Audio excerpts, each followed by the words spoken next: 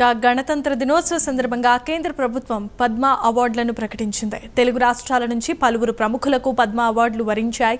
వైద్యులు నాగేశ్వరరెడ్డికి పద్మ విభూషణ్ అవార్డు వరించగా సినీ నటుడు నందమూరి బాలకృష్ణకు పద్మ భూషణ్ అవార్డు ప్రకటించారు. అలాగే వివిధ రంగాలలో సేవలు చేసిన మరో 5గురికి పద్మశ్రీ పురస్కారాలు దక్కాయి.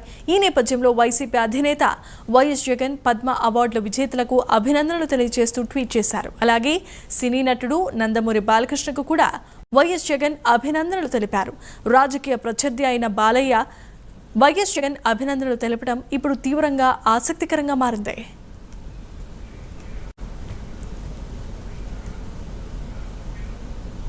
దీనిపై మరింత సమాచారాన్ని మా ఏపీ ఇన్పుట్ ఎడిటర్ టీవీ రావు లైవ్ ద్వారా అందిస్తారు. టీవీ రావు. జమీమా పద్మ పురస్కారాలు తెలుగు రాష్ట్రాల్లోని ప్రముఖులకు ఉద్దండులను వరించింది. మరి ఈ సందర్భంగా ఆంధ్రప్రదేశ్ నుంచి పద్మభూషణుడిగా బాలకృష్ణని ఎంపిక చేసింది. ఈ పద్మ పురస్కారాల్లో ఉన్నటువంటి అత్యున్నత పురస్కారంగా కూడా దీన్ని భావిస్తారు.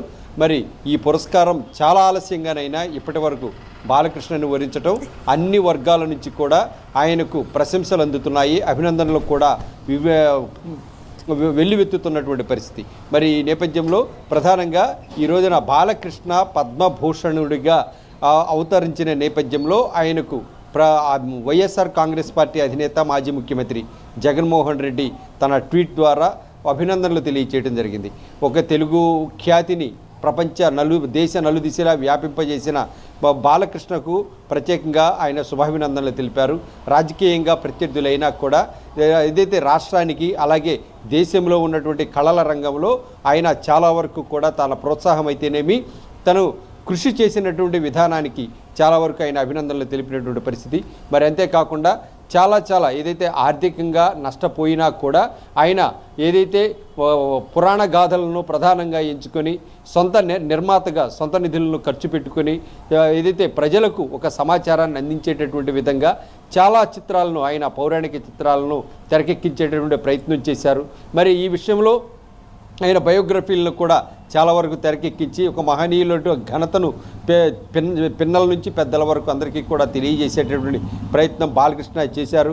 మరి ఆ కోణంలో కళల రంగంలో ప్రధానంగా బాలకృష్ణకు ఈ పురస్కారం దక్కింది. మరి ఈ నేపథ్యంలో దీన్ని పురస్కరించుకొని జగన్మోహన్ రెడ్డి బాలకృష్ణకు అభినందనలు తెలియజేశారు.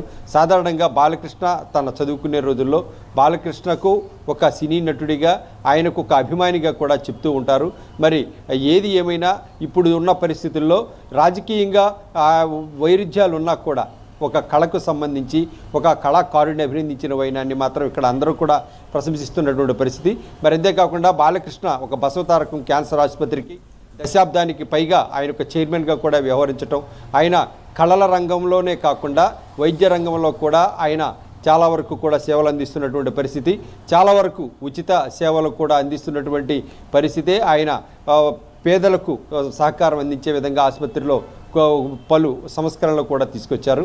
మరి వీటన్నిటిని దృష్టిలో ఉంచుకొని కేంద్రం ఇప్పటికైతే బాలకృష్ణకు పద్మభూషణ్ అవార్డుని ప్రకటించడం జరిగింది. అంతేకాకుండా ఈ పద్మ పురస్కారాల విషయంలో ఆంధ్రప్రదేశ్తో పాటు తెలంగాణ 2 తెలుగు రాష్ట్రాలకు కలిపి తెలంగాణలో 2కి అలాగే ఆంధ్రప్రదేశ్ నుంచి 5గురికి ఈ పురస్కారాలను అందించడం జరిగింది. ప్రధానంగా నాగేశ్వరరెడ్డి గ్యాస్ట్రోఎంట్రాలజిస్ట్గా ఉన్నటువంటి ఆయనకు ప్రధానంగా పద్మ విభూషణ్ దేశ అత్యున్నత పురస్కారాల్లో 2దిగా చెప్పుకునే విభూషణ్ అవార్డును మాత్రం బహుకరించడం ఇక్కడ అంతటా కూడా అభినందనలు తెలియపరచడం జరిగింది. అయితే బాలకృష్ణకు అలాగే నాగేశ్వరరెడ్డికి ప్రత్యేకంగా జగన్మోహన్ రెడ్డి ఈ అభినందనలు తెలిపారు. మొత్తం మీద చూస్తే ఈ పద్మ పురస్కారాల విషయంలో ఈ గణతంత్ర దినోత్సవ సందర్భంగా ప్రకటించారు. మరి వీటిని రాష్ట్రపతి చేతుల మీదుగా మరోసారి ప్రకటించేటువంటి అవకాశం ఉంది. ప్రస్తుతం ఎన్నికల కోడ్ నేపథ్యంలో ఏదైతే ఫిబ్రవరి 5వ తారీఖు ఢిల్లీ ఎన్నికలు ఉన్నటువంటి నేపథ్యంలో ఆ తర్వాత ఈ పద్మ పురస్కారాలను అందించేటువంటి అవకాశం ఉంది. Jemimah. Right, thanks for the updates TV Rao.